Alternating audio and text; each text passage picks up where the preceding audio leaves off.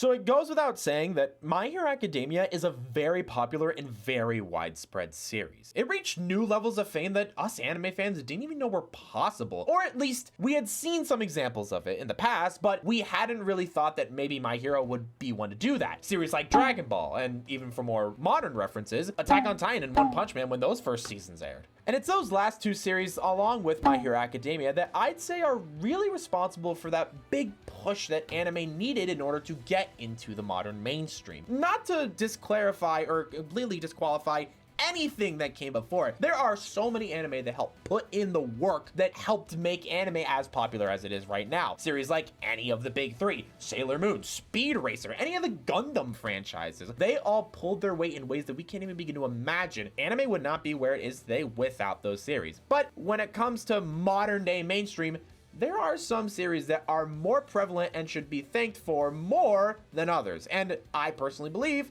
that My Hero Academia is one of them. But even though My Hero Academia is as influential, as widespread, and as popular as it is, that does not mean in any way, shape, and form that it is a perfect series. It has flaws, just like quite literally any other series. Sure, some things can get close, but there's gonna be a stinker in there somewhere.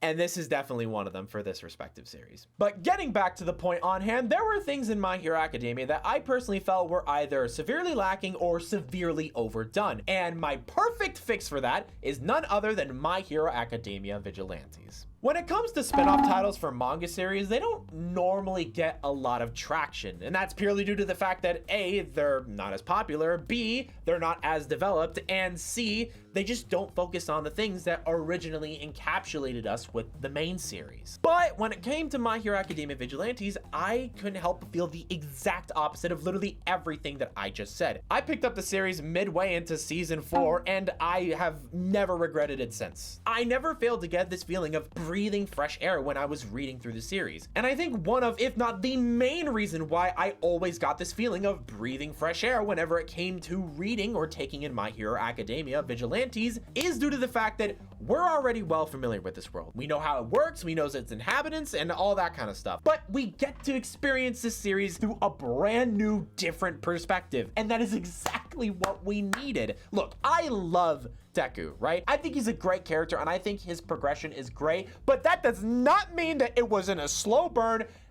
Oh my god. After being stuck with not just him as a main character, but also the setting of UA for like 10 years, it gets a little exhausting. So getting the chance to not only take a view at this world through somebody else's POV, but also getting to dive deep into an aspect of My Hero Academia that was almost barely, if not ever, touched on is so unbelievably refreshing. The main cast for Vigilantes is both immediately so much more likable than the main cast of My Hero, but is also way easier to digest. When you give the fans a cast of 20 characters to digest over the course of 10 years, you gotta make sure that you not only A, give us good moments for us to properly come to like them and learn about them, but you also gotta make sure that you do them justice. And as unfortunate as it is to say, not every single character within this cast of 20 was done justice at all. I'm looking at you, Tail Dude, or Sugar Rush, whatever the hell your guys' names were. I don't give a damn about either of you two. Horikoshi did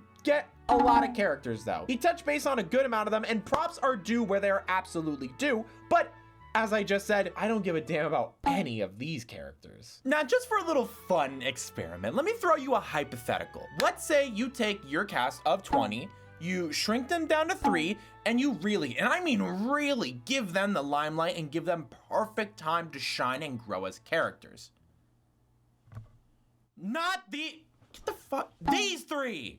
I'm talking about these 3, because this is the main cast of Vigilantes. Now look, I'm definitely not gonna be the first or the last person to say this, but I liked these 3 right off the rip, and in the long run, a lot more than I ever liked these 3, but that's just me. Koichi is just such a delight to watch whenever he is on screen. He doesn't have any annoying qualities like Deku's early onset shyness or crybaby tendencies. He's not a straight up weak like Bakugo, and he's not really a pervert. He's just not a pervert like Mineta at all. So there's no real annoying tendencies. He's just a good guy who has a good heart, and he acts upon it. And when you slap Knuckle Duster into the equation, it just makes everything that much better, especially when it comes to Koichi. Mentor type characters are always such a delight to watch because we already know that they've already gone through their journey and they've gotten as great as they can, but it's due to the fact that they now have somebody to train and stuff that we get to see them continuously grow. And his relationship with Koichi is not only just so incredible, but really funny too. There are so many times where Koichi and Knuckle Duster are out trying to find somebody who's using Trigger, and he's like, hey, maybe we shouldn't beat them to with a trash can and then kick it down the road that is at a steep incline. He's like, how else are we gonna drive the point and that they shouldn't be taking drugs anymore? It's so funny! Not to mention that the further we get into even the first season, the more you realize that Knuckle Duster isn't just a big old doofus who's meant to be a mentor. He has his own story going on. When you piece together what it is, God, is it just heartbreaking. Really tugging at your heartstrings there. And last but not least, we got Popstep, who is an absolute go-getter that I not just adore, but find honestly very relatable. She is somebody who is actively trying to grow and become an influencer in a manner that is so true and genuine and authentic to her.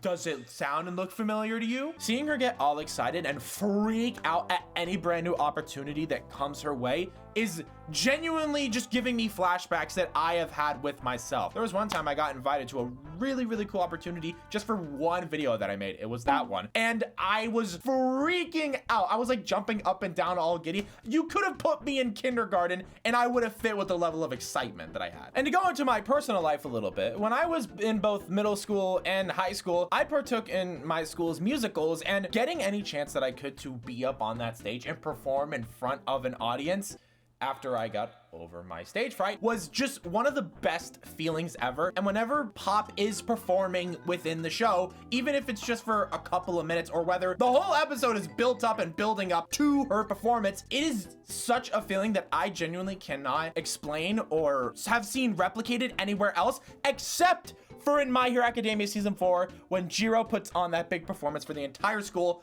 That made me cry. Let that be known. Seeing that joy and that happiness come out of Popstep when she is live on stage performing is so unbelievably accurate, and it just makes me feel so happy that it does genuinely bring me close to tears every single time I see her performing. And while I very much so understand that not everybody is gonna A, have the same sort of background that I do and relate to Popstep in the way that I do, or B, even care, it's still a very new and rare character archetype that you almost really don't see ever in the modern day in anime. I feel like it'll be something that is going to come up more though, the whole influencer character or growing to become an influencer. Actually, it was seen in Eden Zero.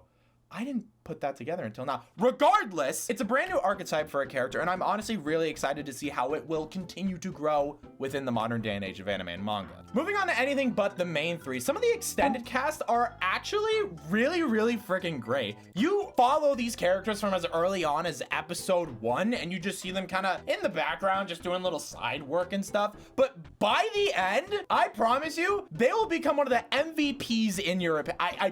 Just take my word for it. Just take my word for it. Overall, when it comes to the cast for this series, they got a goddamn A+. Moving on to quite literally anything that isn't character or cast related, the animation for this series is gorgeous, nothing short of incredible. Now look, as a hardcore long-term Black Clover fan, I genuinely could not be bothered by bad, and as long as it's not like CGI bad animation, I genuinely cannot be bothered. As long as it understands what the series is trying to portray and hits the mark when it needs to, I'll be good. But Vigilantes does everything I just said and then some, and it is so pretty. I'm not even talking about how crisp the animation quality is in of itself. I'm talking about how fun and dynamic the lighting is, and just overall how incredible it is, and how it makes it so much more of a fun experience while watching. I'm talking about how the action scenes are so incredibly dynamic, fluid, and smooth, all at the same time. I'm talking about the fact that this series takes inspiration from actual comic books, something that for some reason My Hero Academia just did not do, except for like in one opening they had a mid-song. Sorry, I am on a rampage right now. Did I forget to mention that the aspect that they took from comic books is something that I have only ever seen done in Spider-Verse? Granted, it's not as good or looks as good as it is in Spider-Verse, but like I said, the only thing that I've ever seen replicate or do it. So do with that what you will, okay? With all the wham and bams and all the comic book halftone applications that you see, it really does make you appreciate all of the smaller things that this anime has to offer and really helps it stand out and hit its mark, which gives us watchers an experience that is A, way better than anything we could have imagined, and is B, better than the original My Hero Academia. Now look, I want to just real quickly clarify that I genuinely really do love My Hero, but if you were to ask me, it just feels like Studio Bones loves and appreciates My Hero Academia Vigilantes more than they ever did with My Hero. And that's not coming from a position or an opinion of like, oh, the My Hero Academia anime is bad, or it looks bad, or that it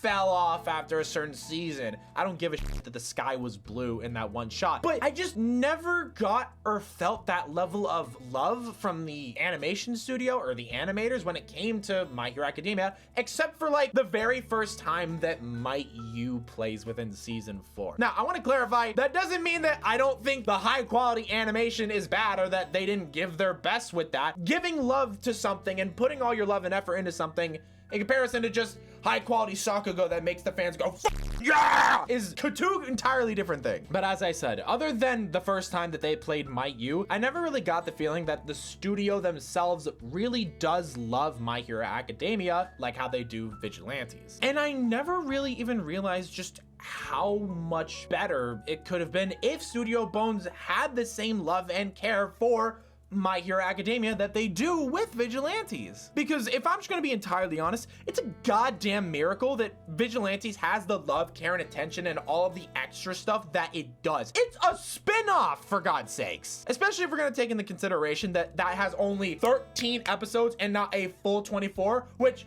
by the way, let's talk about that one real quickly. To put it simply, there's nothing I hate more than a brand new shonen anime getting the 12 episode treatment. Boils my blood. For a more unserious reason, I just want to see the most that I can with this anime, and getting a full 24 episodes is a perfect way to do that. And it's almost like that's been the main way to do that for a lot of things that we've had in the past. But another reason as to why I hate this 12 episode approach is that sometimes with these shonen series, there's just so much setup and explanation and questions that get introduced within that time span that you will never get to fully delve into unless you give the series 24 episodes to work with. Or just taking in the fact that some people may not truly fall in love with the series unless you give them more time to work with it. Let's use Chainsaw Man as an example. As a manga reader who is all caught up and has been caught up for a long time, the first season barely scratches the surface as to what Chainsaw Man can bring and overall offer to the table. And it pisses me off so much that they saved the one arc that brings everything to the table when it comes to Chainsaw Man for a movie. And if you don't want to take my word for it, then take the word of Denji's English voice actor's word for it. Show the clip. Roll the clip! As someone who read it, and knows where it's going, and obviously I don't want to spoil, I can say for sure that in part 1, it's one of my favorite arcs of the story. For those of you who've only seen the first, 12 episodes, that barely scratches the surface of what this is, and the movie is going to be the first arc to really kind of really open it up and shift your perspective on what this is going to be. Now, obviously, he doesn't hold the same frustration that I do for when a new shonen anime series gets adapted with just nothing but 12 episodes, but still, you get the point, and there is a point to be made. A 12 episode season 1 for a brand new shonen series is one of, if not the worst things that you can ever do, in my humble opinion. However, My Hero Academia Vigilantes perfectly manages to avoid all of the issues that I just talked about when it comes to delivering a 12 or 13 episode season, because that's exactly what it successfully managed to do. And it feels complete. When that last episode of Vigilantes aired, I wasn't sitting here thinking, God, they should have done 24. Why would you end it here? We're just getting started. Any feeling of dissatisfaction or anything.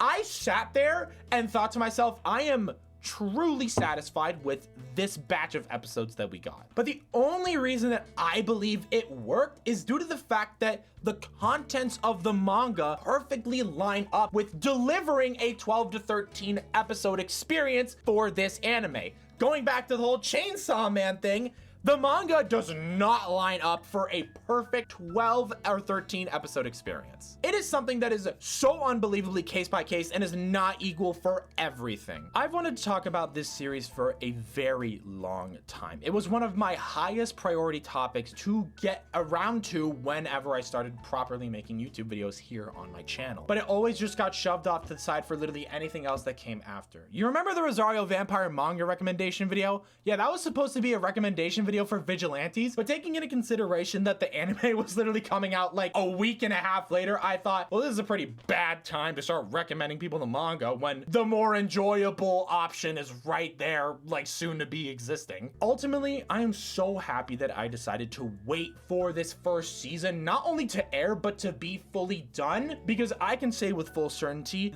this is exactly what I think people who really enjoyed My Hero Academia, but it really fell off for them. I think this is something that you would genuinely enjoy, and I think you should at least give it a fair shot. You might genuinely be surprised as to what this has to offer, taking into consideration that it's the same world. And look, I fully see and fully understand the criticism that people have with My Hero Academia, and that is why I genuinely cannot recommend this enough. But with that all being said and done, I hope with this video I've convinced you to go ahead and check out My Hero Academia Vigilantes, and I hope that you consider dropping a subscription, maybe liking, maybe leave a comment as to how you feel about My Hero Academia Vigilantes, or even what I had to say about it. But on that note, my name is Ziggy Media, and I'm gonna catch you all in the next one. Take it easy.